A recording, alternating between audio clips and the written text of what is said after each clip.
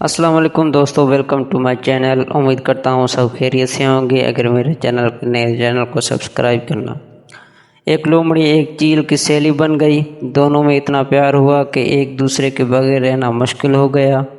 ایک دن لومڑی نے چیل سے کہا، کیوں نہیں ہم پاس رہیں؟ پیٹ کی فکر میں اکثر مجھے گھر سے غائب رہنا پڑتا ہے۔ میرے بچے گھر میں اکیلے رہ جاتے ہیں اور میرا دھیان بچوں کی فکر میں لگا رہتا ہے۔ کیوں نہیں تم یہیں کہیں پاس ہی رہو؟ کم سے کم میرے بچوں کا تو خیال رکھو گے۔ چیل نے لومڑی کی بات سے اتفاق کیا اور آخرکار کوشش کر کے رہائش کے لیے ایک پرانا پیڑ تلاش کیا جس کا تنا اندر سے کھوکھلا تھا، اس میں شگاف تھا۔ دونوں کو یہ جگہ پسند آئی۔ لومڑی اپنے بچوں کے ساتھ شگاف میں اور چیل نے پیڑ پر بسیرا کر لیا۔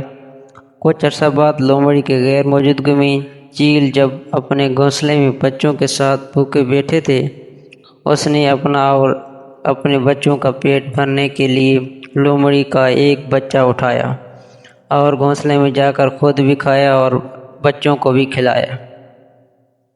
جب لومڑی واپس آئی تو ایک بچہ غائب تھا۔ اس نے بچے کو ادھر ادھر بہت تلاش کیا مگر وہ نہیں ملا۔ آنکھوں سے آنسو بہانے لگی۔ چیل بھی دکھا دے کا افسوس کرتے رہے۔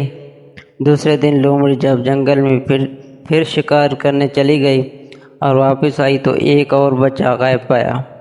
تیسرے دن بھی ایسا ہی ہوا، اس کا ایک اور بچہ غائب ہو گیا۔ چیل لومڑی کے سارے بچے کھا گئے۔ لومڑی کو چیل پر شک جو ہوا تھا وہ پختہ یقین میں بدل گیا۔ اس کے تمام بچے چیل ہی نے کھائے ہیں، مگر وہ چپ رہی، کوئی گلہ شکوہ نہیں کیا۔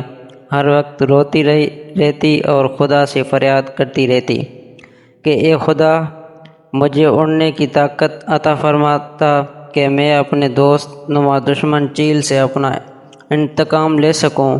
خدا نے لومڑی کی التجا سن لی اور چیل پر اپنا قہر نازل کیا۔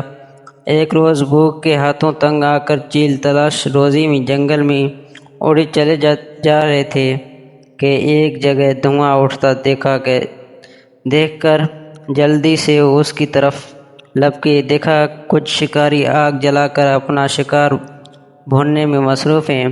چیل کا بھوک سے برا حال تھا، بچے بھی بہت بھوکے تھے، صبر کر سکے چھٹنا مارا اور کچھ گوشت اپنے بچوں میں اچک کر گھونسلے میں لے گئے۔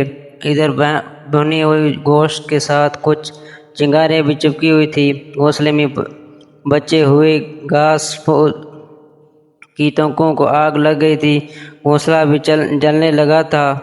ادھر تیز تیز ہوا چلنے لگی۔ گھونسلے کی آگ نے اتنی فرصت ہی نہیں دی کہ چیل اپنا اور اپنے بچوں کو بچاؤ کر سکے، وہیں تڑپ تڑپ کر نیچے گرنے لگے۔ لومڑی نے جھٹ اپنا بدلہ لے لیا اور انہیں چبا چبا کر کھا گئی۔ نتیجہ، جو کسی کے لیے کنواں کھودتا ہے خود بھی اسی میں جا گرتا ہے۔ اس لیے سیانوں نے کہا ہے کہ برائی کرنے سے پہلے سوچ لیں، کہیں بعد میں پچھتانا نہ پڑے۔